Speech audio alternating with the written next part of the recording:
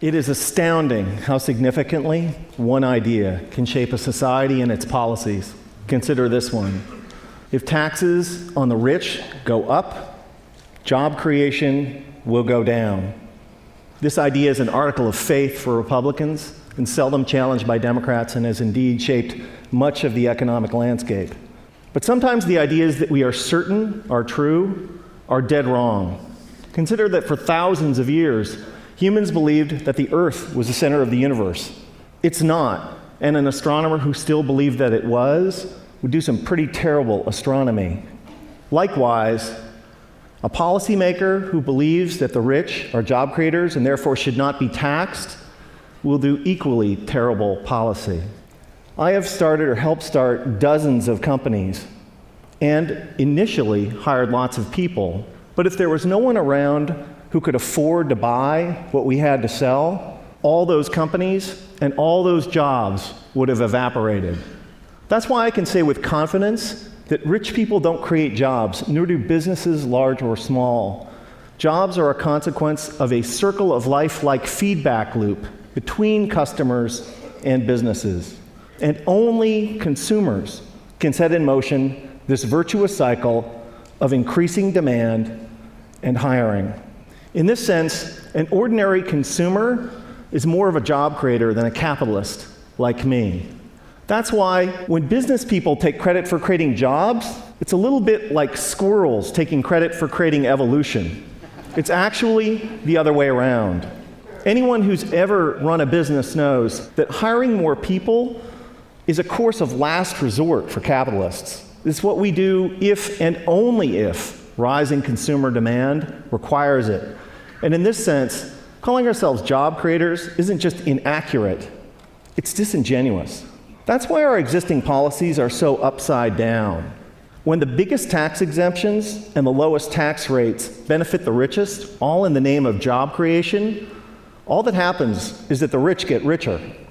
Since 1980, the share of income for the top 1% of Americans has more than tripled, while our effective tax rates have gone down by 50%. If it was true that lower taxes for the rich and more wealth for the wealthy led to job creation, today we would be drowning in jobs. And thank you. And yet, unemployment and underemployment is at record highs. Another reason that this idea is so wrong-headed is that there can never be enough super rich people to power a great economy. Somebody like me makes hundreds or thousands of times as much as the median American, but I don't buy hundreds or thousands of times as much stuff. My family owns 3 cars, not 3,000. I buy a few pairs of pants and shirts a year like most American men. Occasionally we go out to eat with friends. I can't buy enough of anything to make up for the fact that millions of unemployed and underemployed Americans can't buy any new cars, any clothes, or enjoy any meals out. Nor can I make up for the falling consumption of the vast majority of middle-class families that are barely squeaking by, buried by spiraling costs and trapped by stagnant or declining wages. Here's an incredible fact, that if the typical American family still retained the same share of income that they did in 1970, they'd earn like $45,000 more a year. Imagine what our economy would be like if that were the case. Significant privileges have come to people like me, capitalists, for being perceived as job creators at the center of the economic universe, and the language and metaphors we use to defend the current economic and social arrangements is telling. It's a small jump from job creator to the creator. This language was not chosen by accident. And it's only honest to admit that when somebody like me calls themselves a job creator, we're not just describing how the economy works, but more particularly, we're making a claim on status and privileges that we deserve. Speaking of special privileges, the extraordinary differential between the 15% tax rate that capitalists pay on carried interest, dividends, and capital gains, and the 35% top marginal rate on work that ordinary Americans pay, is kind of hard to justify without a touch of deification. We've had it backwards for the last 30 years. Rich people like me don't create jobs. Jobs are a consequence of an ecosystemic feedback loop between customers and businesses.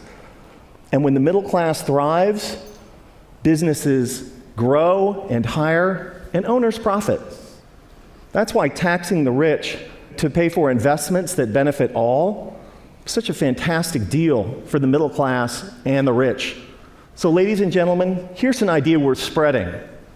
In a capitalist economy, the true job creators are middle-class consumers. And taxing the rich to make investments that make the middle class grow and thrive is the single shrewdest thing we can do for the middle class, for the poor, and for the rich. Thank you.